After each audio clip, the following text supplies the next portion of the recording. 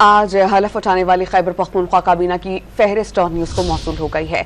काबीना में 15 वज़रा और 5 मुशीरान शामिल होंगे। इस पर हम बात करेंगे डॉन न्यूज़ के रिपोर्टर आरिफ हयात से। आरिफ, बताइएगा कौन से अरकान काबीना और मुशीरान नामजद हो सकते हैं? जी, ये पहले मरहले में 15 वज़रा हैं और 5 मुशीर जो है तो उनके नाम फाइनल कर दिए गए हैं और आज शाम उनसे हलफ भी लिया जाएगा। इसमें वज़रा में अरशद अयूब खान शामिल हैं जिसका ताल्लुक हरीपुर से है, शकील खान सवात से है, फजल हकीम भी सवात से हैं। इस तरह अदनान कादरी अकेबुल्ला और मोहम्मद सज्जाद जो हैं तो वो भी इसमें शामिल हैं।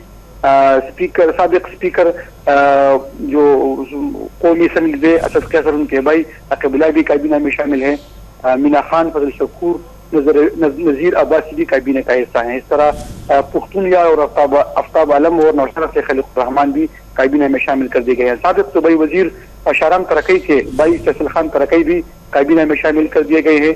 कासम शाह और ज़ाहिर शाह भी काबीना का हिस्सा हैं। इस तरह 5 मुशीर शामिल किए गए हैं जिसमें बुनियर सैयद फखर जहान है और मुजम्मिल असलम है, वो मुशीर रहेंगे। इस तरह मोहम्मद सैद जो है तो वो भी काबीना में मुशीर होंगे। एक खातून मुशीर भी ली गई है जिसका नाम मशाल आजम है और वो बतौर खातून मुशीर काबीना का हिस्सा रहेगी। जाहिद चंदेब इसका ताल्लुक मानसेरा से है, उनको भी मुशीर बहैसियत मुशीर जो है तो काबीना में शामिल कर दिया गया है। ये 15 वज़रा है और 5 मुशीर हैं।